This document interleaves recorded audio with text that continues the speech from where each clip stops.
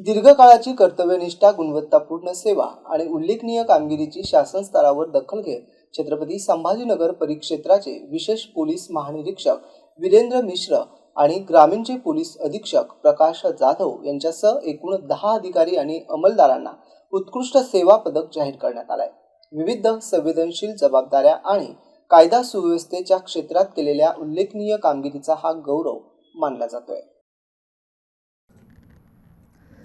याच कामाची शासन स्तरावर दखल घेत छत्रपती संभाजीनगर परिक्षेत्रातील 10 पोलीस अधिकारी आणि अंमलदारांना उत्कृष्ट सेवा पदक जाहीर करण्यात आलं. या यादीत छत्रपती संभाजीनगर परिक्षेत्राचे विशेष पोलीस महानिरीक्षक वीरेंद्र मिश्र आणि छत्रपती संभाजीनगर ग्रामीणचे पोलीस अधीक्षक प्रकाश जाधव यांचा समावेश आहे. विशेष पोलीस महानिरीक्षक वीरेंद्र मिश्र यांनी 2006 मध्ये IPS सेवेत प्रवेश केला. ठाणे ग्रामीण, खामगाव, अंबाजोगाई, अकोला यासह मुंबई शहर पोलीस दल, राज्य गुप्त वार्ता विभाग आणि विशेष शाखेत त्यांनी विविध महत्त्वाच्या जबाबदाऱ्या सांभाळल्या. कायदा सुव्यवस्था, गुप्त वार्ता, सशस्त्र पोलीस आणि विशेष शाखेतील प्रदीर्घ अनुभवाच्या जोरावर सध्या ते छत्रपती संभाजीनगर परिक्षेत्राची धुरा सांभाळत आहे. त्यांच्या उल्लेखनीय सेवेची दखल घेत त्यांना उत्कृष्ट सेवा पदक जाहीर करण्यात आलं.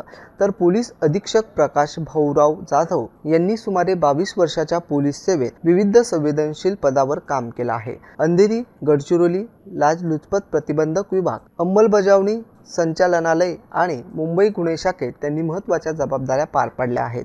पोलीस महासंचालक पदक, विशेष सेवा पदक आणि आंतरिक सुरक्षा पदकाने यापूर्वी गौरवण्यात झाला आहे.